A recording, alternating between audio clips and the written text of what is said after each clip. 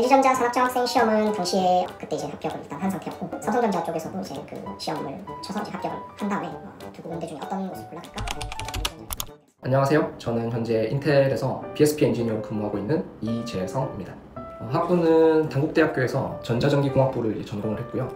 대학원은 연세대학교 컴퓨터과학과에서 운영체제 연구실을 나와서 그런 분야들을 좀 전공했습니다. 연구실에서 연구했던 분야 자체가 모바일 임베디드 시스템에서 적용이 되거나 어떤 스마트워치라든지 태블릿이라든지 이런 데서 적용되는 다양한 알고리즘적인 측면들, 그 다음에 칩을 살리는 이런 부분들에 대해서도 관심들이 많았기 때문에 그런 걸 타겟팅을 해서 첫 번째로는 LG CTO의 SIC라고 이제 시스템 IC 연구소에 입사를 했고요. 거기에서 LG 자체 모바일 어플리케이션 프로세서를 개발하는 업무를 한 2년 반 정도 담당을 했었습니다. 그리고 그 이후에 2018년도에 지금 인텔로 이직을 해서 지금까지 이제 BSP 관련된 업무들을 쭉 하고 있고, BSP라는 분야는 뭐 대학원 때나 LG 때나 지금이나 계속해서 같은 분야들로 꾸준히 일을 하고 있는 상황입니다. 학부 시절에는 로봇 펌웨어 같은 부분들을 제가 한 8년 정도 진행했었고, 중간에 3년 정도 병역 특례로 리눅스 어플리케이션을 개발하는 업무들을 진행했었는데, 그 두 가지를 경험을 하다 보니까 약간 좀 접점이 되는 분야가 어떤 게 있을까? 소위 말하는 하드웨어 분야들도 경험해봤고 순수 소프트웨어들도 경험을 해보다 보니 접점이 되는 분야가 있을 것이다 라고 고민을 하다 보니까 이제 운영체제에 도달을 하게 되었고요. 그 운영체제를 기반으로 좀 더 공부도 하고 싶고 연구도 하고 싶다라는 그런 생각들이 많이 들어서 복학을 하고 나서 이제 대학원 준비를 진행하게 되었습니다. 이제 학부 학점으로는 4.5 만점에 3.9 정도로 지원을 했었고요.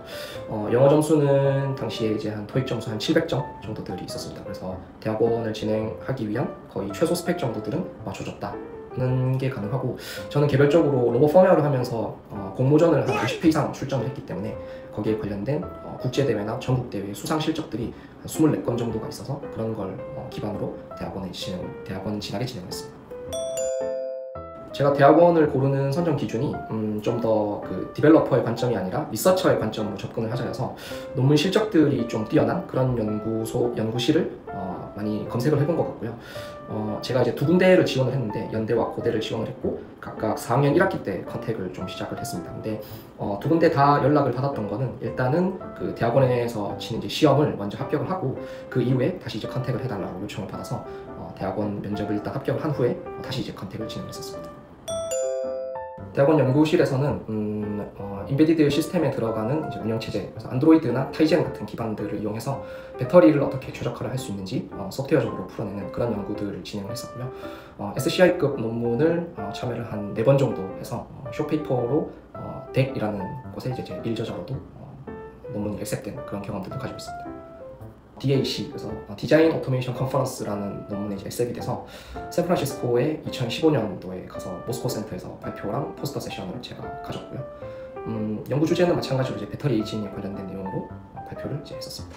스마트 디바이스들, 그러니까 스마트워치나 스마트폰 이런 데서 배터리 사용량이 점점 줄어들고 떨어지는데 그런 부분들을 충전하는 시나리오를 통해 가지고 사용자에게 너의 배터리가 어느 정도 노화의 속도로 지금 진행되고 있어 같은 그런 정보를 줄 수 있는 그런 알고리즘을 개발한 논문이었습니다. 취업 준비는 대학원 1학기 때 산학장학생을 이제 보통 국내 대기업에서 모집을 많이 해서 그때 지원을 해서 LG전자에 관련된 시험을 응시를 했었는데 그때는 아쉽게도 좀 떨어졌었고요. 3학기 때 다시 이제 LG전자 관련된 부분들을 도전을 해서 그때 이제 합격을 일단 한 상태였고, 졸업을 하는 4학기 때는 삼성전자 쪽에서도 이제 그 시험을 쳐서 이제 합격을 한 다음에 두 군데 중에 어떤 곳을 골라갈까 해서 이제 LG전자를 선택하게 되었습니다.